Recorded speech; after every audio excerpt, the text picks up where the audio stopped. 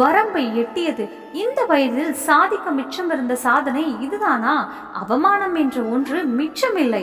இனி எப்படி என் முகத்தை வெளியில் காட்டுவேன்? நம் உறவினர்கள் என்ன சொல்வார்கள்? என் அலுவலக நண்பர்கள் என்ன நினைப்பார்கள்? ஒரு நொடியில் எங்கள் மரியாதை கெட்டுவிட்டது. அரவிந்த் மனதில் வெறுப்பும் முகத்தில் கோபமுமாய் சத்தமாக கத்திக் கொண்டிருந்தான். விஷயம் என்னவென்று சொல்லாமல் எல்லாவற்றிற்கும் மேலாக வானத்துக்கும் பூமிக்கும் கத்திக் கொண்டிருந்தான். இவன் கோபத்திற்கு காரணம் உண்மையில் அரவிந்தின் பெற்றோரான லக்ஷ்மி மற்றும் பிரபாகரன் அவர்களின் இன்னொரு குழந்தை இந்த உலகத்திற்கு வரவிருக்கிறது. இதை கேட்டதும் அரவிந்தின் கோபம் வானத்தை எட்டியது. அரவிந்துக்கும் அனிதாவுக்கும் திருமணமாகி 2 மாதங்கள் தான் ஆகியிருந்தன. அரவிந்த் தனது மனைவி அனிதாவிடம் மரியாதை போய்விட்டது என்று பேசிய போது அரவிந்தின் உடல் கோபத்தில் நடுங்கியது. ஆனால் என்ன கோபம் என்று அனிதாவால் புரிந்து கொள்ள முடியவில்லை. ஆனால் கணவனின் கோபத்திற்கு முன்னால் அவளால் எதுவும் சொல்ல முடியவில்லை. அனிதா அமைதியாக அரவிந்த் சொல்வதை கேட்டுக்கொண்டிருந்தாள். ஆனால் சமூகத்தில் தனக்கு இருக்கும் மரியாதை ஏன் இப்படி சொல்கிறார் என்ற ஒரு கேள்வி அனிதாவின் மனதில் ஓடிக்கொண்டிருந்தது. அனிதாவின் கணவர் அரவிந்துக்கு 26 வயதுதான் ஆகிறது. செல்வி அரவிந்தின் தங்கை. அனிதாவின் மாமனார் மிக இளம் வயதிலேயே திருமணம் செய்து கொண்டார். அவளுடைய மாமியார் கூட மிகவும் வயதானவராக இல்லை. அனிதாவால் தன் கணவனுக்கு என்ன கோபம் என்று இன்னும் புரியவில்லை. அவள் மாமியார் மீது முழு அனுதாபத்துடன் அவள் என்ன சாப்பிட விரும்புகிறாள் என்று அவளிடம் கேட்க விரும்புகிறாள். ஏனென்றால் அவள் திருமணமாகி இந்த வீட்டிற்கு வந்ததிலிருந்து அவளது மாமியார் அவளை தனது சொந்த மகளை போலவே நடத்தினார். அவரது விருப்பு வெறுப்புகளை முழுமையாக கவனித்துக் கொண்டார். அனிதாவுக்கும் தன் மாமியாரை மிகவும் பிடித்திருந்தது. ஆனால் இன்று தன் கணவரிடமிருந்து இப்படிப்பட்ட விஷயங்களை கேட்பது அவளுக்கு பிடிக்கவில்லை. மாலையில் அனிதாவின் மாமனார் பிரபாகரன் அவர்கள் அனைவரையும் இதை பற்றி பேச அறைக்கு அழைத்த போது அவர் சொல்வதை கேட்க யாரும் தங்கள் அறையை விட்டு வெளியே வரவில்லை. பிரபாகரன் அரசு பள்ளியில் தலைமை ஆசிரியராக பணியாற்றி வருகிறார். அவர் தனது குழந்தைகளை அழைத்தால் அவர்கள் பயந்து அவரை சந்திக்க விரைந்து செல்வது அடிக்கடி நடக்கும். ஏனென்றால் கொஞ்சம் திட்டிக் கொண்டே பேசுவார். ஆனால் அவர் இதயத்தில் மிகவும் மென்மையானவர். அவர் மிகவும் செல்வாக்கு மிக்க ஆளுமை கொண்டவர்.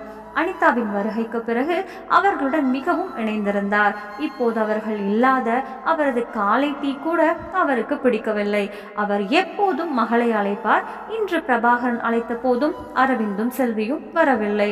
அதனால் அப்பாவும் அம்மாவும் தனியாக அமர்ந்து பேசிக்கொண்டிருந்தார்கள் என்ற குற்ற உணர்வு அனிதாவுக்கு தெரிந்தது. ஆனால் அவர்களின் குழந்தைகளை கூப்பிட்டாலும் கேட்கவில்லை. சாதாரண நாட்களில் அனிதா தனது மாமியார் மற்றும் செல்வியுடன் காலை உணவை தயாரிப்பார். அரவிந்த் அலுவலகம் திரும்பிய பிறகு அனைவரும் ஹாலில் அமர்ந்து சாப்பிட்டு பேசுவார்கள். ஆனால் இன்று எல்லாம் கட்டுப்பாட்டில்லாமல் போய்விட்டது. நிலைமையை கையாளும் பொருட்டு அனிதா தன் கணவனிடம் சென்று சொன்ன போது, கீழ் அப்பா உன்னை அழைத்தார், நீ மறந்து விட்டாயா? அனிதாவின் வார்த்தைகளை கேட்ட அரவிந்தின் முகம் கோபத்தில் சிவந்து கோபமாக, நான் யாரிடமும் பேச விருப்பமில்லை. நீ என் மனைவி, நான் என்ன சொன்னாலும் செய்வாய். உன் மூளையை அதிகம் அலச வேண்டிய அவசியமில்லை. அரவிந்தின் மனைவி யோசித்தாள். மாமனாரின் சார்பாக ஏன் மாமியார் பேச முடியாது என்று அனிதா ஆச்சரியப்பட்டாள். ஆனால் அவள் புதிய மருமகள், அதனால் அமைதியாக அமர்ந்திருந்தாள். அப்போது கதவு தட்டும் சத்தம் கேட்டது. அனிதாவின் மாமனார் பிரபாகரன் அவரின் குரல். மகனிடம் பேச வந்தார். ஆனால் அவன் கதவை திறக்கவில்லை. பதிலும் சொல்லவில்லை. ஃபேஸ்புக்கில் பிஸியாக இருந்தார். அனிதா கதவை திறந்து உள்ளே வர சொன்னாள். அப்போது பிரபாகரன், இல்லை மகளே, நான் உள்ளே வரவில்லை. நானும் உன் அம்மாவும் உங்களுடன் கொஞ்சம் பேச வேண்டும். ஹாலுக்கு வா. இவ்வாறு கூறிவிட்டு அவர் சென்று விட்டார். அனிதா அவனை அழைக்க முயன்றால், தயவு செய்து என்னை தொந்தரவு செய்யாதே, நான் தனியாக இருக்க விரும்புகிறேன். மறுபடியும் கெஞ்சினாள் அனிதா. அதற்கு பின் செல்வியை தவிர மற்ற அனைவரும் ஹாலை அடைந்து விட்டனர். பிரபாகரன் தனது மனைவியுடன் தலை குனிந்து அமர்ந்திருந்தார். அரவிந்த் எதிரில் அமர்ந்திருக்க அனிதா அவன் அருகில் சென்று நின்றாள். அம்மாவின் முகத்தை பார்த்ததும் அனிதாவுக்கு மிகவும் வருத்தமாக இருந்தது. ஒரே நாளில் லக்ஷ்மியின் அழகான முகம் வாடி போயிற்று. கண்களுக்கு கீழே இருண்ட வட்டங்கள் இருந்தன. ஒருவேளை அவள் நிறைய அழுதிருக்கிறாள் போல. இன்று அம்மா அறையை விட்டு வெளியே வரவே இல்லை. அவளுடைய நிலையை கண்டு அனிதாவுக்கு கூட அழ தோன்றியது. அப்போது அரவிந்த், என்ன சொல்றீங்க, சீக்கிரம் சொல்லுங்க, எனக்கு வேலை இருக்கு என்றான் கடுமையான குரலில். அரவிந்த் இதுவரை தன் தந்தையிடம் இந்த தோணியில் பேசியதில்லை. பிரபாகரன் தன்னை கட்டுப்படுத்தி கொண்டு, உங்களுக்கு எல்லாம் தெரியும் என்று மெதுவாக சொன்னார். அரவிந்த் கோபமாக, ஆமாம் தெரியும், அப்படி என்றால் இதை பற்றி இப்போது என்ன சொல்ல வேண்டும்? அப்பா, உங்களுக்கு என்ன, எங்க கிட்ட சொல்லிட்டு போயிட்டீங்க, இப்ப எப்படி மக்கள் முன்னாடி போவோம் புரியலையே. நீங்க எங்கேயும் எங்களை போக விடாம பண்ணிட்டீங்க. அவள் கணவர் சொல்வதை கேட்டு அனிதா சில சமயம் அவனையும் சில சமயம் மாமியார் மற்றும் மாமனாரையும் பார்த்தாள். அவளுக்கு அவள் காதுகளையே நம்ப முடியவில்லை போல இருந்தது. அப்போது பிரபாகரன், எங்களால் வெளியே செல்ல வெட்கப்படுகிறீர்களா? பிறகு அரவிந்த் உரத்த குரலில், வேறென்ன, என் சொந்த நண்பர்கள், செல்வியின் நண்பர்கள், அனிதாவின் பெற்றோர்கள் எல்லாரும் என்ன சொல்வார்கள்? அதை நினைத்து வெட்கத்தில் தலை குனிகிறேன். தன் மகன் இப்படி பேசுவதை பார்த்த லக்ஷ்மியின் கண்களிலிருந்து கண்ணீர் வழிய தொடங்கியது. அனிதா உடனே அம்மாவை பார்த்து, என்ன ஆயிற்று அம்மா என்று கேட்டாள். அவள் மிகுந்த வலியை உணர்ந்தாள். ஆனால் அரவிந்த் தொடர்ந்தான், இவ்வளவு சுரண்டல்களை எல்லாம் செய்துவிட்டு இப்போது எங்களை எல்லாம் அழைத்து மீட்டிங் நடத்துகிறீர்கள். ஆனால் அப்பா, இனி எனக்கும் உங்களுக்கும் எந்த சம்பந்தமும் இல்லை. இனி என் வழியில் நான் வாழ்வேன், நீங்கள் உங்கள் வழியில் வாழுங்கள். செல்வி என்ன செய்வாள் என்று அவளுக்கு தெரியும். பிரபாகரன் அவரின் கண்கள் கோபத்தால் சிவந்தன. மறுபுறம் லக்ஷ்மியின் கண்களில் கண்ணீரின் ஓட்டம் நிற்கவில்லை. அப்போது பிரபாகரன், அதாவது நீங்கள் வீட்டின் சமையலறையை பகிர்ந்து கொள்ள விரும்புகிறீர்கள் இல்லையா என்றார். அரவிந்த் சோஃபாவில் இருந்து எழுந்து, இந்த பெண்ணின் சமையல் விஷயங்களில் எனக்கு ஆர்வமில்லை. ஆனா இனி நான் உன்னுடன் எந்த உறவும் வைத்துக் கொள்ள விரும்பவில்லை. அப்போது பிரபாகரன் கண்ணீருடன் நெருக்கமாக உணர்ந்து, பரவாயில்லை என்றார். எங்களுடன் வாழ விருப்பமில்லை என்றால் நானும் உங்கள் அம்மாவும் கிராமத்தில் உள்ள எங்கள் வீட்டிற்கு செல்கிறோம். அதற்கு அரவிந்த், இவ்வளவு உதவிகள் செய்ய வேண்டியதில்லை, நீங்கள் ஏற்கனவே உலகை சிரிக்க வைத்து விட்டீர்கள். சொல்லிக்கொண்டே அரவிந்த் தன் அறைக்கு திரும்பினான். இங்கே ஹாலில் அமர்ந்திருந்த பெற்றோர்கள் இருவரும் தங்கள் குழந்தைகளின் நடத்தையை பார்த்து குற்ற உணர்ச்சியுடன் இருந்தனர். இதற்கு பிறகு பல நாட்கள் கடந்தன. ஆனால் வீடு முன்பு போல் பிரகாசமாக இல்லை. அண்ணன் தங்கை அரவிந்தும் செல்வியும் பெற்றோரிடம் பேசவில்லை. அவரது அறையில் மட்டுமே இருந்தனர். ஏதோ ஒரு காரணத்திற்காக நேருக்கு நேர் வந்தாலும் இருவரும் தங்கள் பெற்றோரை கோபத்துடனும் வெறுப்புடனும் பார்ப்பார்கள். இப்படிப்பட்ட சூழ்நிலையில் யாரேனும் அவரது நிலையை புரிந்து கொள்ள முடிந்தால் அவரை கவனித்துக் கொள்ள தன்னால் இயன்ற முயற்சி செய்தவள் மருமகள் அனிதா மட்டுமே. அவர்களுடன் தன் சுகத்தை பகிர்ந்து கொண்டவள். மாமியாரின் தலைமுடிக்கு எண்ணெய் தடவினாள். ஆனால் தன் மாமியார் முன்பு போல சுறுசுறுப்பாக இல்லை என்பதை அனிதா உணர்ந்தாள். அனிதா மற்றும் பிரபாகரன் அவரை மகிழ்ச்சியாக வைத்திருக்க முயற்சி செய்கிறார். ஆனால் வெற்றி பெறவில்லை. அனிதா தன் மாமனார் மாமியாருக்காக எதுவும் செய்தது அரவிந்துக்கு பிடிக்கவில்லை. ஆதலால் அவன் இருக்கும்போது அவள் விரும்பினாலும் அவரிடம் செல்ல முடியவில்லை. காலம் கடந்து 7 மாதங்கள் ஓடின. ஒரு நாள் திடீரென அனிதாவின் மாமியாருக்கு உடல்நிலை மோசமடைந்தது. கால்களின் வீக்கம் ஏற்பட்டது. எதுவும் சாப்பிடக்கூட முடியவில்லை. வாந்தி எடுத்ததால் நடக்க முடியாத அளவுக்கு உடல் பலவீனமடைந்தது. பிரபாகரன் தனது மனைவியை பற்றி மிகவும் கவலைப்பட்டார். அதனால்தான் சோர்வடையாமல் தன் சேவையில் ஈடுபட்டார். சில சமயம் மனைவியின் கால்களை அழுத்தி, சில சமயம் கைகளால் ஓட்டி விடுவார். வாந்தி எடுத்தாலும் சுத்தம் செய்வார். அனிதா தன் மனைவி மீது கொண்ட அன்பை கண்டு வியந்தாள். ஆனால் இதையெல்லாம் மீறி அரவிந்த் மற்றும் அவரது சகோதரி செல்வியின் இதயங்கள் சிறிதும் தளரவில்லை. ஒரு நாள் அனிதாவுக்கு அவளுடைய அம்மாவிடமிருந்து போன் வந்தது. அனிதாவின் அம்மா மருமகனுடன் வந்து சில நாட்கள் இருக்க சொன்னாள். அனிதா மிகுந்த ஆச்சரியத்துடன் சொன்னாள், அம்மா என்ன சொல்கிறாய்? நான் எப்படி என் மாமியாரை இப்படி ஒரு நிலையில் விட்டுவிட முடியும்? அனிதா, இனி நீ உன் மாமியாருக்கு பணிவிடை செய்வாய், அதன் பின் அவளின் பிள்ளையையும் வளர்ப்பாய். உங்களுக்கு சொந்த குடும்பம் இருக்கிறது என்று யோசியுங்கள். ஆனால் அம்மா, என் மாமியார் இப்போது என் குடும்பம் என்று நீங்கள் எப்போதும் எனக்கு விளக்குனீர்கள் அல்லவா? பிறகு ஏன் என்று இப்படியெல்லாம்? என் மாமியாருக்கு இன்று நான் தேவை என்று எனக்கு தெரியும். அதனால் அவர்களுடன் நிற்பேன் என்று சொல்லிவிட்டு அம்மாவிடம் எதுவும் கேட்காமல் போனை வைத்தாள் அனிதா. பெரும்பாலும் அக்கம் பக்கத்தினர் அந்த மக்களை கேலி செய்வார்கள். ஒரு நாள் அனிதாவை பார்த்து பக்கத்து வீட்டு அத்தை சொன்னால், ஒரு விஷயம் சொல்லும் மருமகளே, உன் மாமியார் பாதம் கனமா? பிறகு அனிதா தன்னை நிதானப்படுத்தி கொண்டு, இந்த வயசுல இந்த சாதனை எல்லாம் என்று சொல்லி அத்தை சிரிக்க, அனிதா அவளை பார்த்து சிரித்து கொண்டே, நீங்கள் கேட்டது சரிதான் அத்தை. ஒன்னு சொல்லுங்க, இந்த வயசுல எத்தனை மனைவிக்கு கணவனின் பாசம் கிடைக்கும்? அப்புறம் என் அத்தை, இல்லை இல்லை, என் அம்மா இந்த விஷயத்தில் அவள் மிகவும் அதிர்ஷ்டசாலி. இப்படி சொல்லிவிட்டு பின்னால் இருந்து குரல் வரவே அனிதா கிளம்ப ஆரம்பித்தாள். அப்போது அவர்கள் அருகில் நின்ற மற்றொரு பெண் சொன்னால், உங்கள் மாமியார் அன்பின் நிறம் உங்கள் மீது அதிகமாக போய்விட்டது போல் தெரிகிறது. எதுவும் பதில் சொல்லாமல் வீடு திரும்புவதே நல்லது என்று அனிதா கிளம்பினாள். இன்று பலத்த மழை பெய்ததால் இந்த மழையில் சூடாக பஜ்ஜி வடை அனைவருக்கும் பிடிக்கும் என்று அனிதா நினைத்தாள். குறிப்பாக மாமியார் மற்றும் கணவர் அரவிந்த் அவர்களுக்கு மிகவும் பிடித்தது. இன்று அனிதா குடும்ப உறுப்பினர்கள் அனைவரையும் சாப்பாட்டு மேசையில் ஒன்றாக உட்கார வைத்து உணவு பரிமாறுவது என்று முடிவு செய்திருந்தாள்.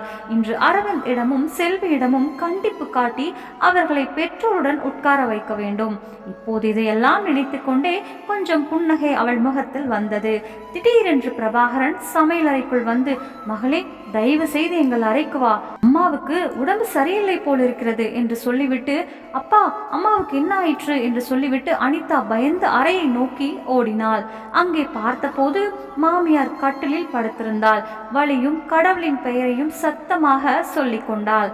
அவள் வியர்வையில் நனைந்தாள். பயத்தால் அனிதாவின் கை கால்கள் நடுங்க ஆரம்பித்தன. என்ன செய்வதென்று புரியவில்லை. ஏனென்றால் இந்த விஷயத்தில் அவளுக்கு உதவி செய்ய யாரும் இல்லை. அவளுக்கு எந்த அனுபவமும் இல்லை. மாமியாரிடம் ஓடி வந்து அம்மாவின் கையை பிடித்து கொண்டு, அம்மா, உனக்கு ரொம்ப வலிக்குதா? உனக்கு எதுவும் ஆக விட மாட்டோம். உன்னை இப்போதே மருத்துவமனை கொண்டு போய் விடுவோம். கடவுளை மட்டும் நினைவு செய்யுங்கள். அரவிந்தை இப்போதே அழைக்கிறேன். அலுவலக காரில் சீக்கிரம் வருவார். அனிதா உடனே தன் மொபைலை எடுத்து அரவிந்துக்கு போன் செய்தாள். அழைப்பு தொடர்ந்து கொண்டே இருந்தது.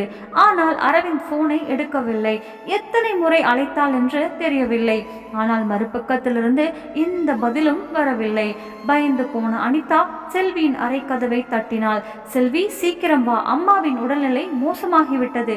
இதை கேட்டு மிகவும் பயந்து போன செல்வி, என்ன அண்ணி நடந்தது என்று கேட்டாள். ஆனால் அனிதா பீதியால் எதுவும் சொல்ல முடியாமல், அம்மாவுக்கு உடம்பு சரியில்லை என்றுதான் சொல்ல முடிந்தது.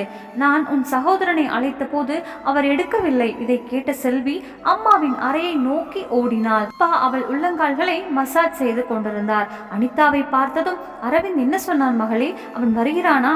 இல்லை அப்பா, அவர் போனை எடுக்கவில்லை.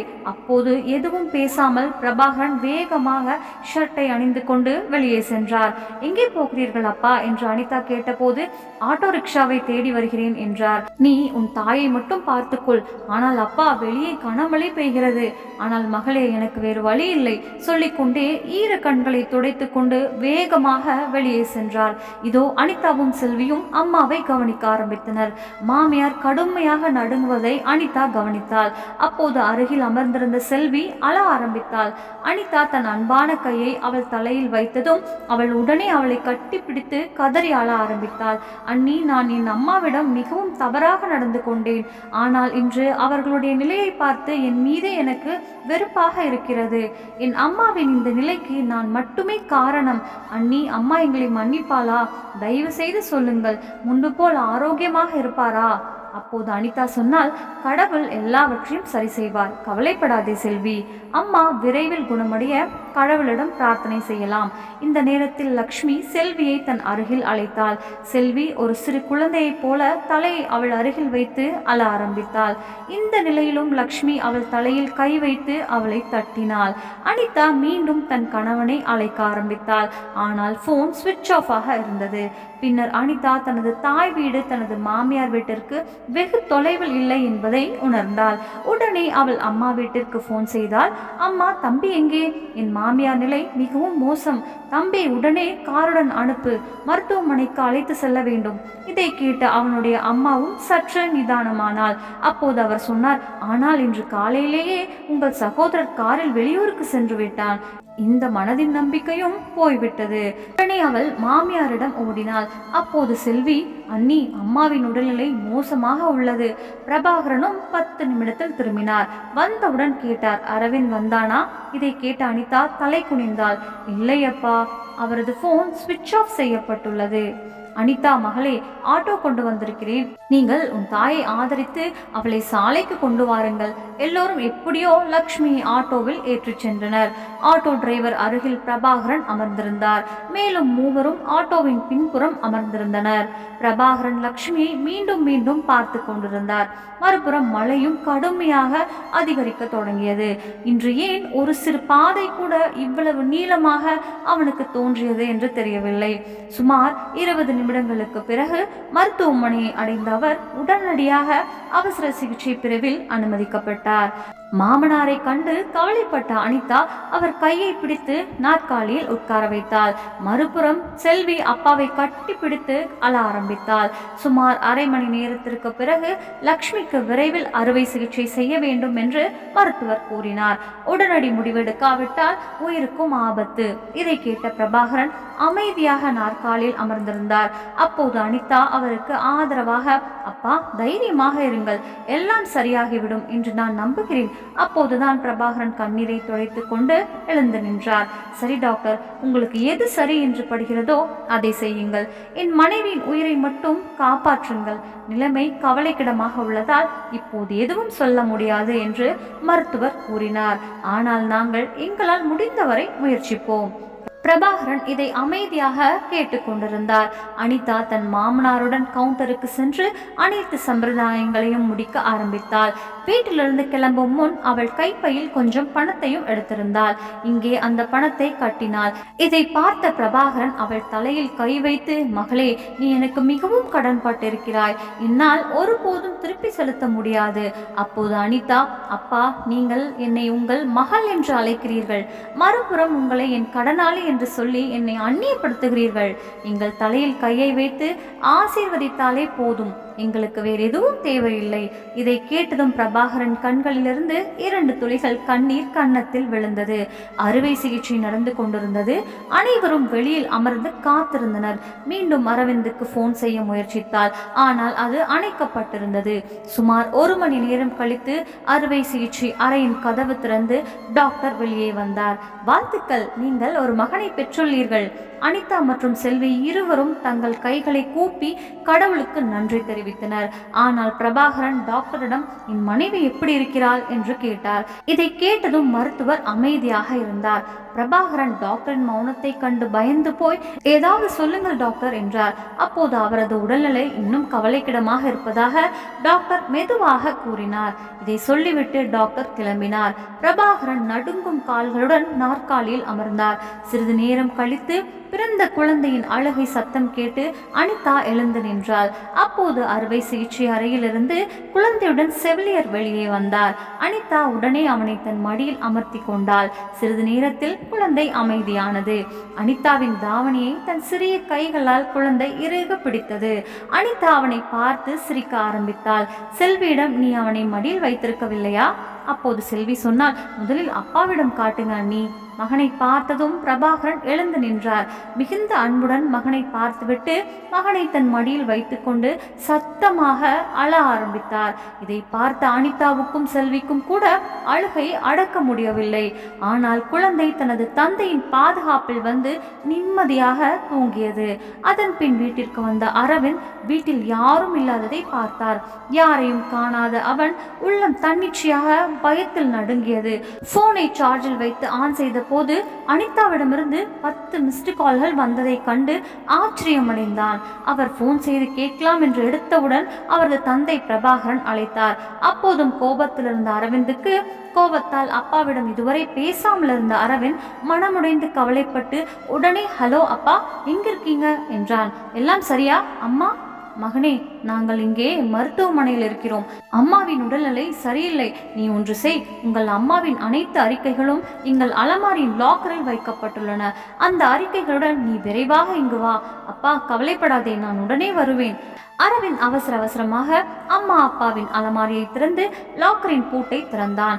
ஆனால் லாக்கரில் ஏராளமான காகிதங்கள் கிடந்தன. அவனால் புரிந்து கொள்ள முடியவில்லை. வெறித்தனமாக அம்மாவின் அறிக்கையை தேட காகிதங்கள் அனைத்தும் தரையில் சிதறின. அப்போது அரவிந்த் கண்கள் ஒரு தாளில் விழுந்தது.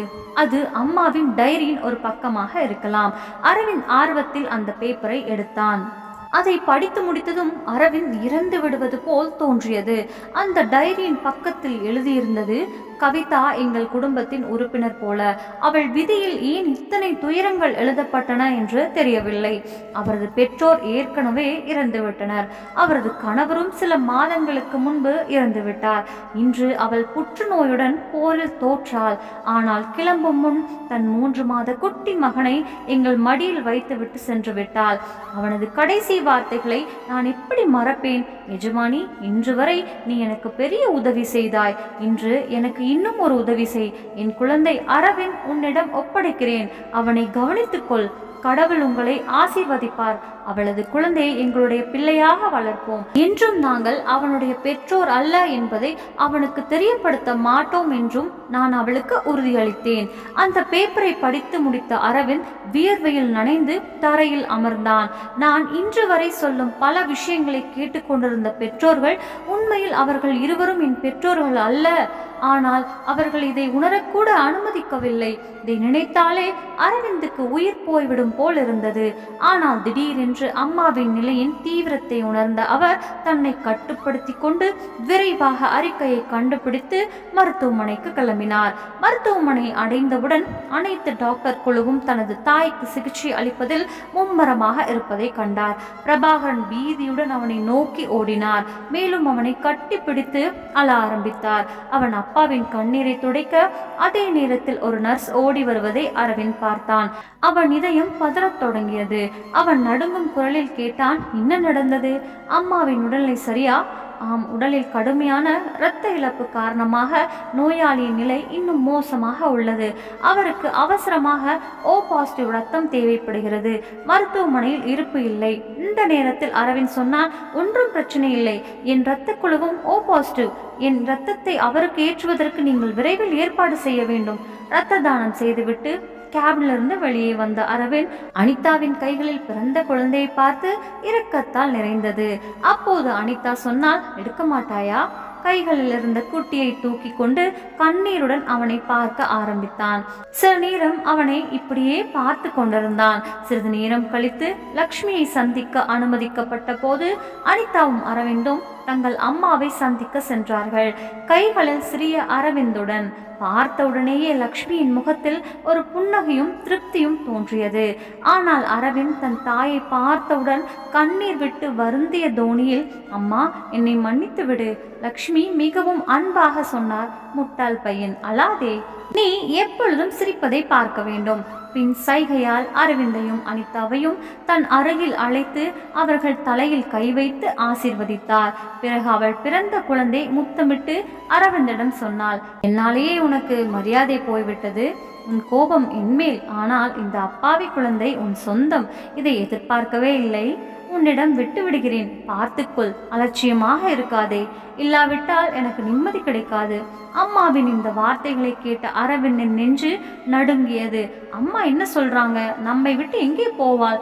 அம்மா, இந்த குழந்தையை என் உயிரை விட அதிகமாக பார்த்து கொள்கிறேன். கவலைப்படாதே. இப்போது இது உன்னுடையதல்ல, என் மகனே. ஆனால் எங்களை விட்டு எங்கும் போக மாட்டீர்கள். உனக்கு புரிகிறதா? மறுபுறம் பிரபாகரன் வெளியில் நாற்காலியில் உட்கார்ந்து உதவியற்றவராக உணர்ந்தார். செல்வி அவருக்கு ஆதரவாக இருந்தார். திடீரென்று அரவிந்த் கேபினை விட்டு ஒரு பைத்தியக்காரனை போல வெளியே ஓடினான். பிரபாகரன் அவரை பின்னால் இருந்து அழைத்தார். ஆனால் அவர் கேட்கவில்லை. சில நிமிடங்களில் மருத்துவருடன் திரும்பினார். எல்லோரும் அவரை பின்தொடர்ந்தனர். மருத்துவர் லக்ஷ்மியை பரிசோதித்து விட்டு ஒரு மூச்சை இழுத்து, லக்ஷ்மி இனி இந்த உலகில் இல்லை என்று கூறினார். அம்மாவின் அருகில் தரையில் மண்டியிட்டு அமர்ந்தான் அரவிந்த். தன் தாயின் 2 கால்களிலும் விழுந்து முத்தமிடத் தொடங்கினான். என்னை மன்னித்து விடு. நான் உன்னை ஒருபோதும் காயப்படுத்த மாட்டேன் என்று கத்தினான். எங்களை இப்படி விட்டுவிடாதே அம்மா, அம்மா என்று கதறினான். இது ஒரு விசித்திரம் இல்லையா? ஒருவர் நம்மை மிகவும் நேசிக்கும் போது அவருடைய அன்பை நாம் புரிந்து கொள்ள மாட்டோம். நாம் அவரை புறக்கணிக்கிறோம். ஆனால் அதே நபர் வெளியேறும் போது அப்போது நாம் அவர் அன்பின் ஆழத்தை புரிந்து கொள்ள முடிகிறது. இறுதியில் லக்ஷ்மி கண்டிப்பாக மரணத்தில் தோற்றாள். ஆனால் அவள் அன்பு வென்றது. சுபம். நம்ம சேனல்ல பிடிச்சிருச்சுன்னா லைக் பண்ணுங்க, ஷேர் பண்ணுங்க, சப்ஸ்கிரைப் பண்ணுங்க. நன்றி.